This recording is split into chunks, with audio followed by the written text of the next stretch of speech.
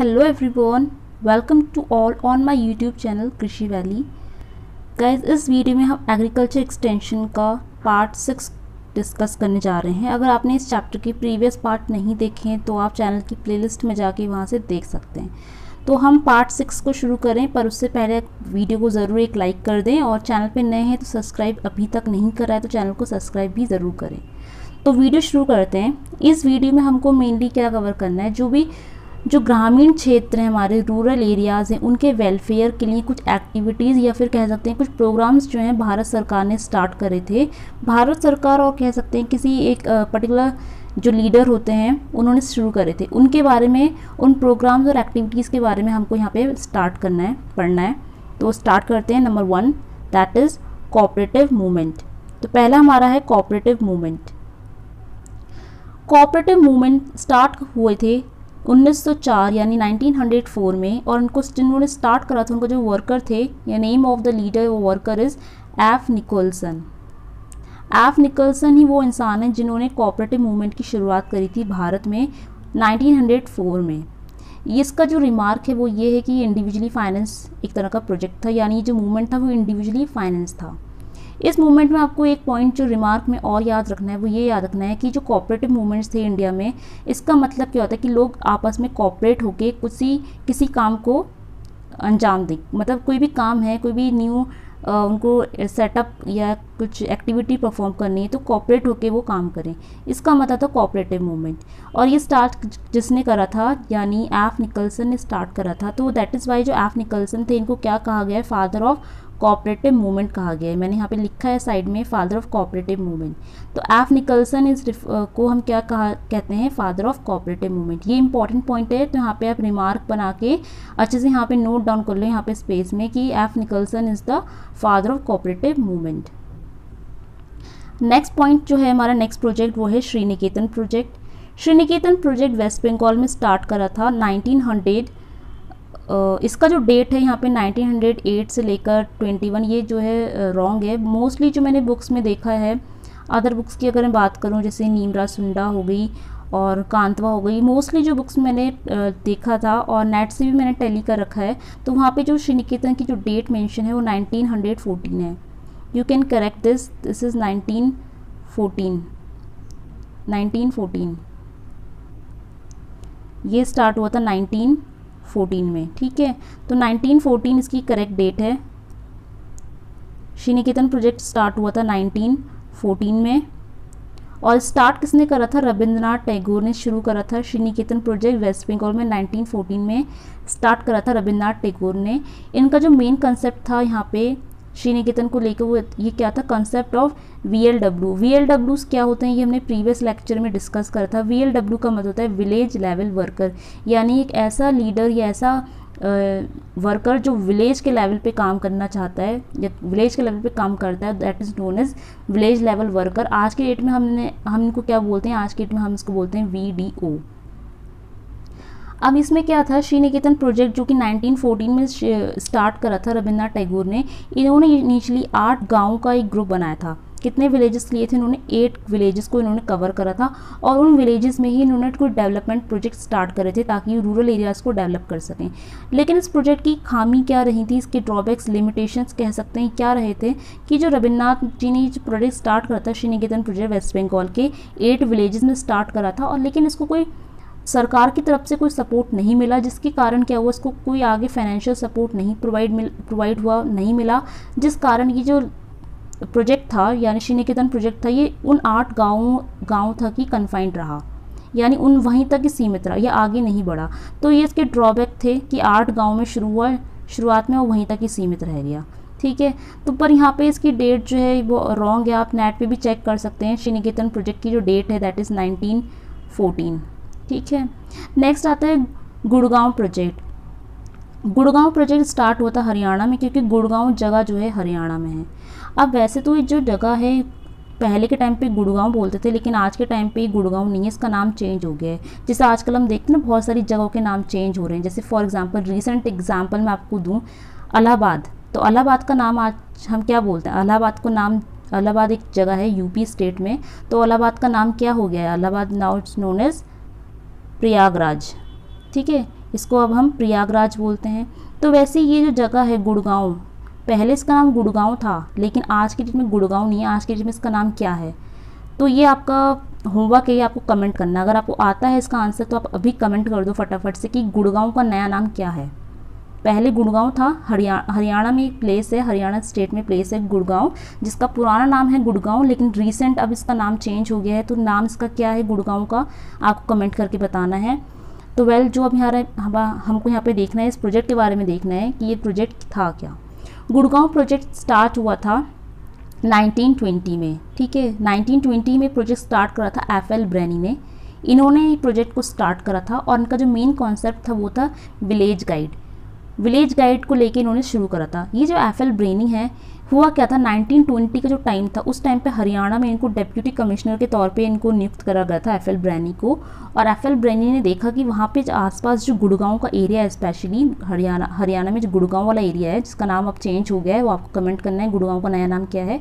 तो उन्होंने देखा कि एफएल ब्रेनी ने कि वहाँ के जो आसपास के लोग हैं गुड़गांव में, वो बहुत ही ज़्यादा मतलब पुअर हैं और जो बहुत ज़्यादा इलिटरेट हैं, और कह सकते हैं वो अनहाइजीनिक तरीके से रहते हैं। उनका जो लिविंग स्टैंडर्ड है वो बिल्कुल भी इम्प्रूव नहीं है, एकदम गरीब हैं और एकदम अनहाइजीनिक तरीके से रहते हैं, मतलब साफ़ सफाई का ध्यान नहीं रखते।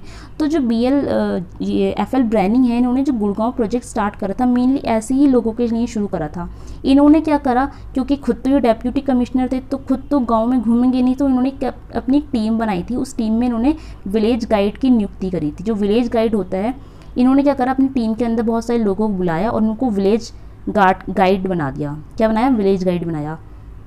अब इन्होंने एफएल ब्रेनी ने इन विलेज गाइड को बोला कि तुम जाके जो हरियाणा की जो गुड़गांव प्लेस है वहाँ पे जाके सर्वे करो कि कितने लोग इस तरह से अनहाइजीन और पुअर कंडीशन में रहते हैं, और उनको प्रॉपर नॉलेज दो कि उनको कैसे अपनी साफ़ सफाई, अपना बेसिक पर्सनल हाइजीन मेंटेन करना है, साफ़ सुथरा रहना है। इनका मेन फोकस क्या था, सिर्फ साफ़ सफाई पे नहीं था, इनका मेन जो फोकस था एफएल ब्रेनी का वो था to improve the living standard of the people. उनका जो लिविंग स्टैंडर्ड है, लिविंग स्टैंडर्ड जो होता है लोगों का, उसको इम्प्रूव करना, उसको सुधारना। ये बेसिकली लिविंग स्टैंडर्ड को इम्प्रूव करना चाहते थे कि लोगों का रहन सहन अच्छा हो, साफ़ सुथरा रहें और अच्छा खाए पिए, ठीक है। तो क्योंकि लोगों को नॉलेज नहीं था, लोग अपने बारे में खुद वेल अवेयर नहीं थे कि कैसे रहना है, उनका लिविंग स्टैंडर्ड बहुत पुअर था। तो एफएल ब्रेनी ने गुड़गांव प्रोजेक्ट स्टार्ट करा था 1920 में विलेज गाइड के लेके। तो ये कॉन्सेप्ट पूछ लिया जाता है कि विलेज गाइड किसका कॉन्सेप्ट था, तो ये विलेज गाइड का कॉन्सेप्ट एफएल ब्रेनी ने शुरू करा। एफएल ब्रेनी ने शुरू करा था हरियाणा में गुड़गांव प्रोजेक्ट। नेक्स्ट आता है हमारा सेवाग्राम प्रोजेक्ट, जो कि है नियर महाराष्ट्र में स्टार्ट हुआ था। ये महात्मा गांधी के द्वारा स्टार्ट हुआ था। तो यहाँ पे तो उसका स्टार्टिंग है 1927 दिया है, लेकिन मैंने जो चेक करा दूसरी बुक्स में और नेट से भी टैली कर रखा है, तो वहाँ पे 1920 से 21 की डेट मेंशन है। तो आप भी चेक कर सकते हैं, नहीं तो आप इसको यही याद कर लीजिए। सेवाग्राम जो गांधी जी ने स्टार्ट करा था 1920 to 21 में स्टार्ट हुआ था। गांधी जी ने शुरू करा था, तो गांधी जी क्या चीज़ चाहते थे इसमें से, टू स्प्रेड द चरखा एंड खादी, यानी स्वदेशी अपनाओ, खादी पहनो, स्वदेशी, ठीक है। चरखा का इन्होंने बहुत ज़्यादा प्रमोशन करा सेवाग्राम प्रोजेक्ट के थ्रू। पांचवा हमारा आता है मर्थंडम प्रोजेक्ट। मर्थंडम प्रोजेक्ट जो कि केरला में स्टार्ट हुआ था, केरला की डिस्ट्रिक्ट है मर्थंडम प्रोजेक्ट के लिए बहुत फेमस है।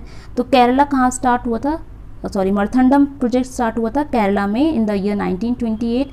और किसने स्टार्ट करा था? स्पेंसर हैच ने स्टार्ट करा था, ठीक है। इनके नेम्स बहुत ही इंपॉर्टेंट है, कभी कभार क्वेश्चंस कैसे बन जाते हैं इनको मैच करने के लिए आ जाता है, या फिर सिंपली इनके ईयर से भी क्वेश्चन पूछ ले जाते हैं। तो मर्थंडम प्रोजेक्ट 1928 स्पेंसर हैच ने स्टार्ट करा था। इन्होंने क्या करा था, YMCA को लिया था, इनका YMCA की हेल्प ली थी। YMCA का मतलब होता है यंग मैन क्रिश्चियन एसोसिएशन। इन्होंने अपना एक ग्रुप बनाया था, एसोसिएशन बनाई थी।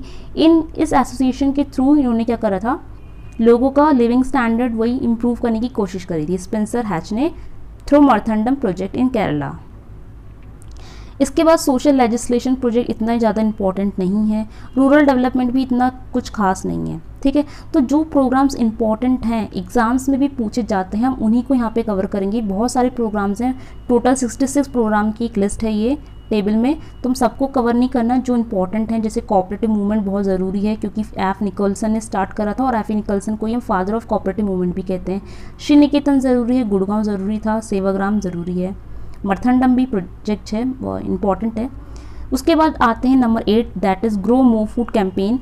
ग्रो मूव फूड कैंपेन हमने कल के लेक्चर में भी कवर करा था जब हम पढ़ रहे थे CDP के बारे में। CDP का मतलब होता है कम्युनिटी डेवलपमेंट प्रोग्राम। हमने पढ़ा था जब कम्युनिटी डेवलपमेंट प्रोग्राम था उसका उसमें जो मेजर रोल प्ले करा था वो किसने करा था, ग्रो मूव फूड कैंपेन ने करा था। Grow more food campaign start हुआ था इन द ईयर 1942 में, ठीक है। और उसको किसने करा था, जो रूरल डेवलपमेंट डिपार्टमेंट था ब्रिटिश इंडिया के अंदर, उन्होंने इसको स्टार्ट करा था, ग्रो मूव फूड कैंपेन।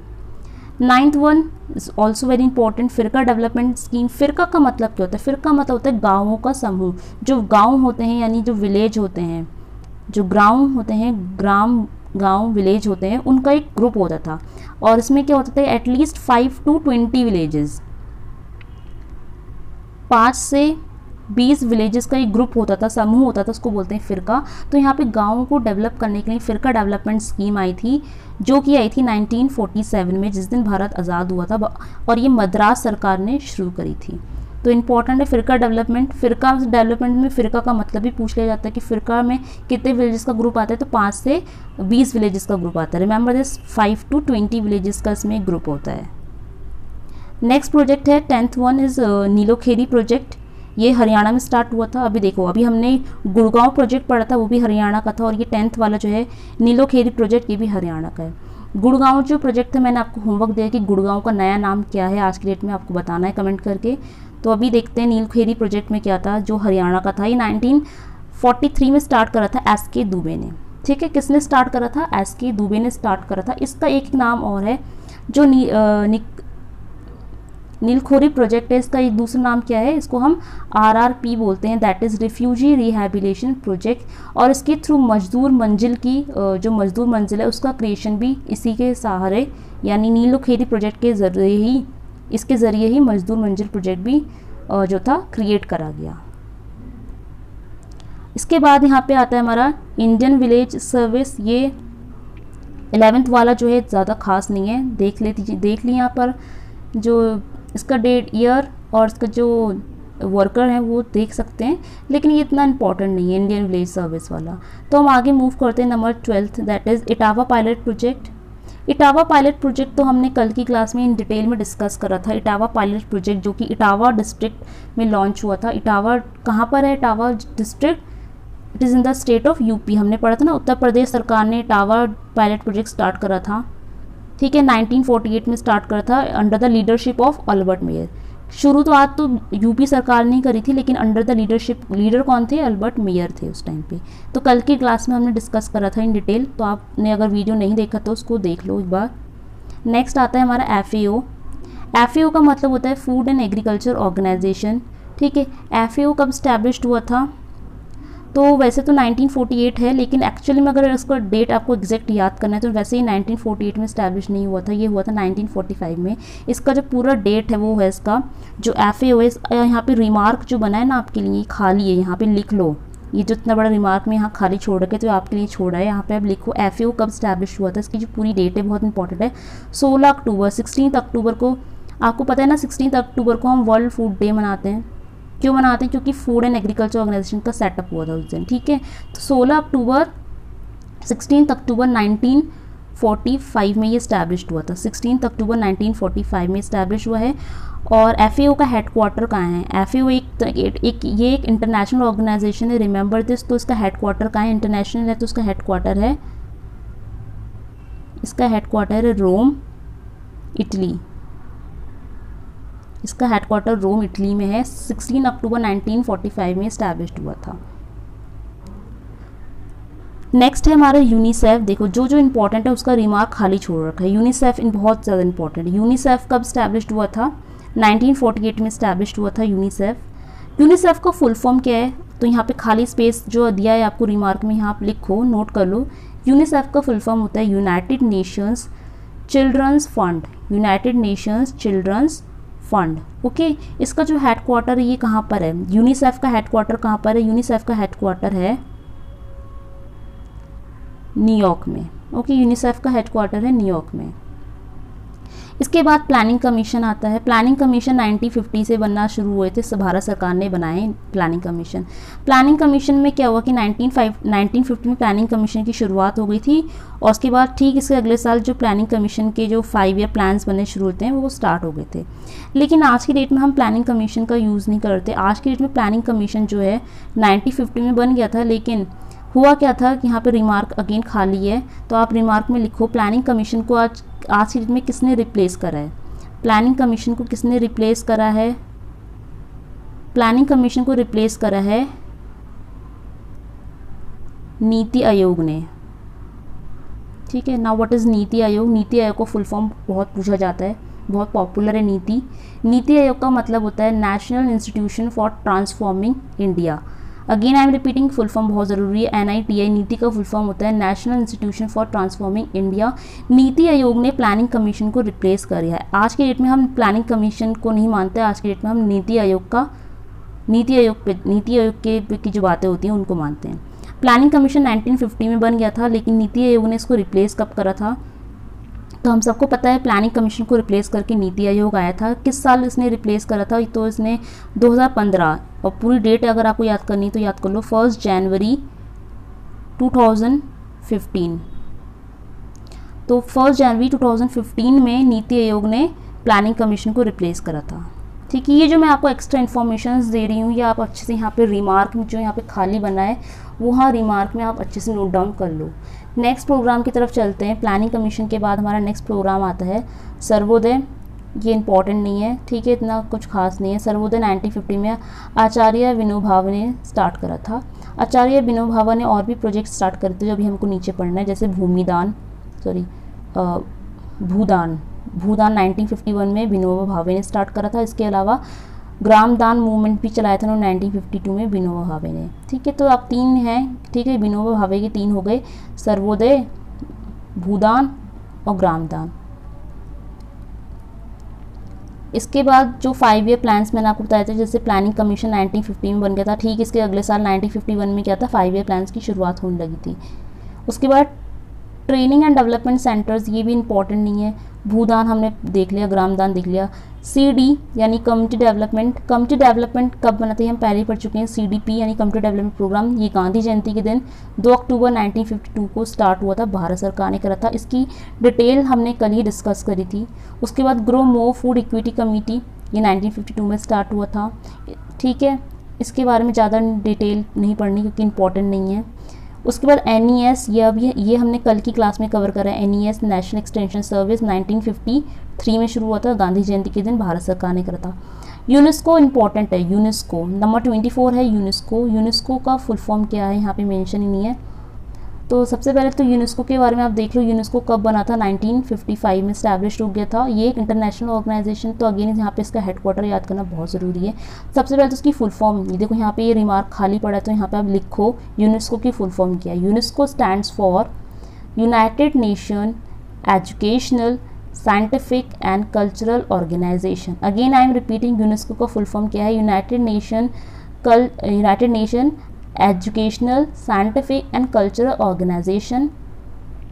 तो ये इसकी फुल फॉर्म हो गई। हेडक्वार्टर क्या है इसका, यूनेस्को का हेडक्वार्टर कहाँ पर है, हेडक्वार्टर HQ कहाँ पर है इसका headquarter, it is in Paris, France. तो नोट कर लो इसका हेडक्वार्टर कहाँ पर है, इसका हेडक्वार्टर है पेरिस में, इसका हेडक्वार्टर है पेरिस, जो कि कहाँ पर पड़ता है, फ्रांस में पड़ता है, यूरोप कॉन्टिनेंट के अंदर आता है पेरिस, फ्रांस। ठीक है, नेक्स्ट है फैमिली प्लानिंग प्रोग्राम, ज़रूरी नहीं है इतना, 1956 में आया है। खरीफ रबी मूवमेंट, ये भी ज़रूरी नहीं, 1958 का है। नालागढ़ कमेटी रिपोर्ट, ये भी इतना ज़्यादा मतलब पूछा नहीं जाता एग्जाम्स में, आप देख सकते हो, पर 1958 में आया है भारत सरकार के द्वारा। इसको रिकमेंड करा था पूरे जो इंडिया का एग्रीकल्चर सर्विसेज, वहाँ पर इसको रिकमेंड करा है, ज़रूरी नहीं है इतना। उसके बाद इंटेंसिव एग्रीकल्चर डिस्ट्रिक्ट प्रोग्राम, ये 1960 से शुरू हो गया था। ठीक है, 1960 से 61 के बीच में भारत सरकार ने इसको शुरू करा था, और कॉमनली इसको पैकेज प्रोग्राम भी कहा जाता है। ठीक है, इंटेंसिव एग्रीकल्चर डिस्ट्रिक्ट प्रोग्राम, ये ज़रूरी है। देन मल्टीपल क्रॉपिंग स्कीम 1960 में स्टार्ट करा था भारत सरकार ने, इंपॉर्टेंट है। डेमोक्रेटिक डिसेंट्रलाइजेशन या सिंपली पंचायती राज, जो हमने कल की क्लास में कवर करा था, 1958 में शुरू हुआ था पंचायती राज। ठीक है, मेहता राय, जो यहाँ लिखा है देखो, पूरा नाम भी नहीं लिखा ढंग से, मेहता कमेटी नहीं थी, बलवंत राय मेहता कमेटी है। पूरा नाम नोट कर लो, बलवंत राय मेहता, बलवंत राय मेहता। तो बलवंत राय मेहता की कमेटी के अकॉर्डिंग जो पंचायती राज है वो स्टार्ट हुआ था। तो सबसे पहले कहाँ पे स्टार्ट हुआ था, ये 2 जगह स्टार्ट हुआ था। ऑल ओवर पूछा जाए तो वो राजस्थान, इसके बाद आंध्र प्रदेश में। देन आगे देखते हैं। Okay, number 31 NSC national seed corporation, ये स्टार्ट हुआ था 1963 में भारत सरकार के द्वारा। ये इंपॉर्टेंट है। NSC नेशनल सीड कॉर्पोरेशन का काम क्या होता है, जो सर्टिफाइड सीड्स होते हैं किसानों को प्रोवाइड कराना। देन एग्रीकल्चर रिफाइंस कॉर्पोरेशन, ये ज़रूरी नहीं है। Intensive agriculture area programme IAAP, ये स्टार्ट होता है एक्सेप्ट केरला, ये भी इतना ज़रूरी नहीं है। NDP नेशनल डेमोन्स्ट्रेशन प्रोजेक्ट, ये FA जो हमारा ministry of food and agriculture है उन्होंने स्टार्ट करा था 1965 में। ये 35 वाला बहुत ज़रूरी है, हाई यील्डिंग वैरायटी प्रोग्राम। तो हाई यील्डिंग वैरायटी प्रोग्राम कब स्टार्ट हुआ था, जब ग्रीन रेवोल्यूशन की शुरुआत हो रही थी। ग्रीन रेवोल्यूशन जब शुरू हो गया था, ग्रीन रेवोल्यूशन कब शुरू हुआ था, 1966 से 67 के टाइम पे ही शुरू हुआ था। और यही वो टाइम है जब हाई यील्डिंग वैरायटीज़ डेवलप होने लगी थी। तो याद रखना, हाई यील्डिंग वैरायटी जो प्रोग्राम था ये 1966-67 के बीच में शुरू हुआ था, जब ग्रीन रेवोल्यूशन भी स्टार्ट हो गया था। आगे है यहाँ पे एडमिनिस्ट्रेटिव रिफॉर्म्स कमीशन, ज़रूरी नहीं है। Then agriculture administration team report भी ज़रूरी नहीं है। State farms and cooperative India, ये भी इम्पॉर्टेंट नहीं है। आगे चलते हैं। 39 हमारा आ गया है small farmer development agency and marginal farmers वाला, ये ज़रूरी नहीं है। ये ज़रूरी है।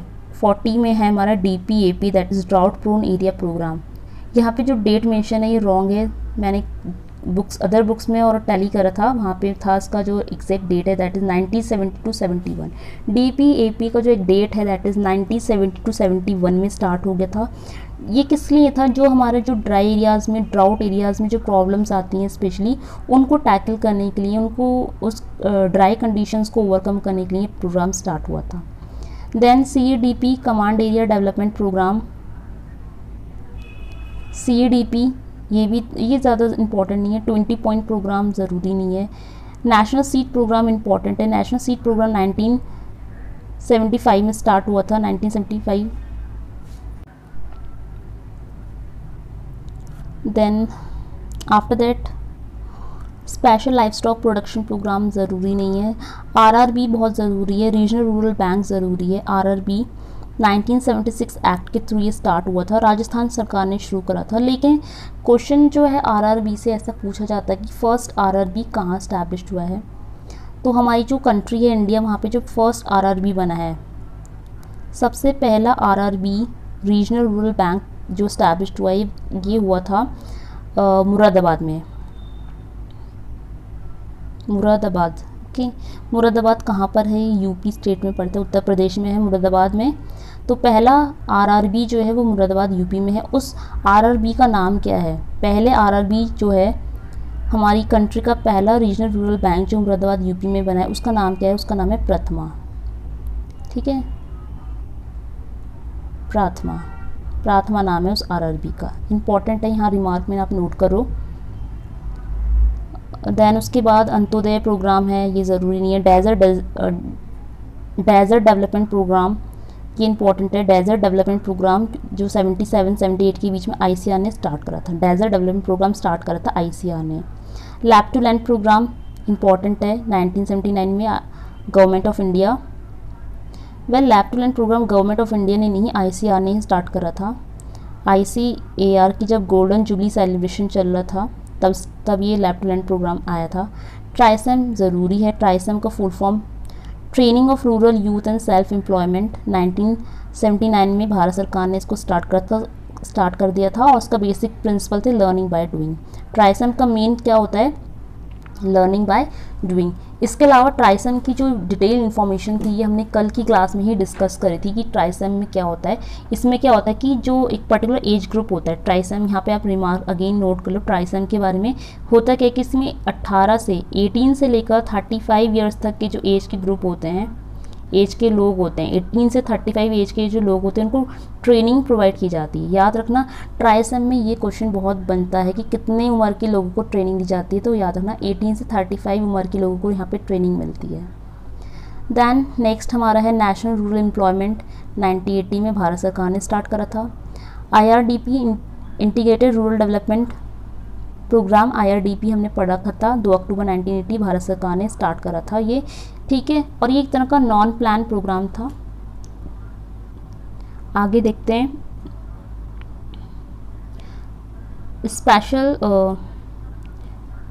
स्पेशल कंपोनेंट प्लान, ये ज़रूरी नहीं है, SC ST के लिए आया था, ये ज़रूरी है। 53 नबार्ड का थोड़ा फुल फॉर्म अच्छे से देख लिया करो, क्योंकि नबार्ड का जो फुल फॉर्म है, बोलते हैं नबार्ड है पर इसका फुल फॉर्म थोड़ा अलग हो जाता है। नबार्ड का फुल फॉर्म है national bank for agriculture and rural development. NABARD कब स्टैब्लिश हुआ था? 12 जुलाई, पूरा डेट के सहित याद रख लो। नबार्ड कब स्टैब्लिश हुआ है? 12 जुलाई 1982 में भारत सरकार ने इसकी शुरुआत करी थी। और इसके जो पहले चेयरमैन बने थे, नबार्ड का जो पहला चेयरमैन थे, that is Shri B Sivaraman, ठीक है। लेकिन अब भी आप नबार्ड के ऊपर मैंने आपको हमारे चैनल पे एक वीडियो मिल जाएगी, आप देख सकते हैं हमारे चैनल पे। तो हमने एक वीडियो बनाई है नबार्ड के ऊपर, मैंने, आप देख सकते हैं वीडियो के मतलब प्लेलिस्ट में जाके देख सकते हैं, या चैनल के देख सकते हैं, वहाँ पे आपको नबार्ड के ऊपर वीडियो मिल जाएगी। वहाँ पे हमने नबार्ड की पूरी ABCD अच्छे से डिस्कस करी है, और रिसेंट क्वेश्चंस जो है नबार्ड के ऊपर जो आ सकते हैं एग्जाम्स में, वो भी डिस्कस करें।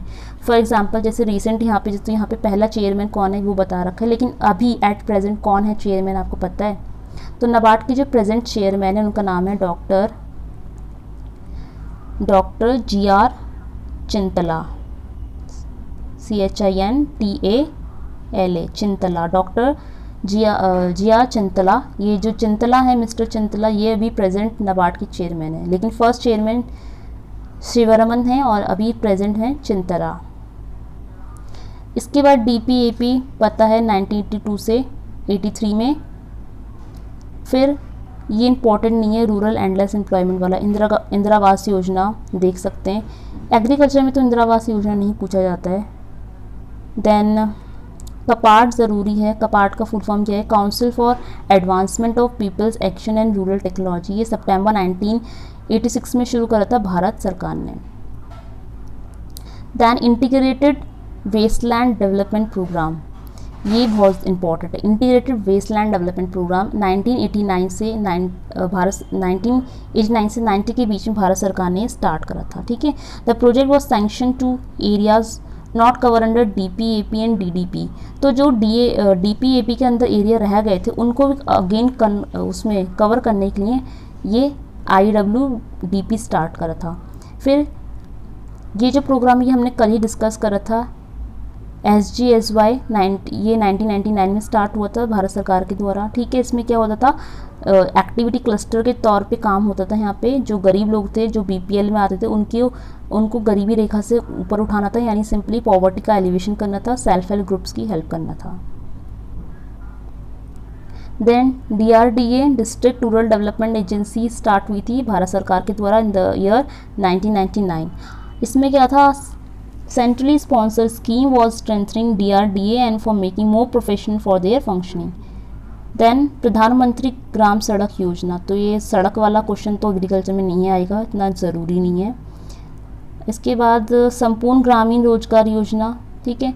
संपूर्ण ग्रामीण रोजगार योजना ज़रूरी है, ठीक है, एम्प्लॉयमेंट से रिलेटेड है। ये सितंबर 2001 में स्टार्ट करी थी भारत सरकार ने।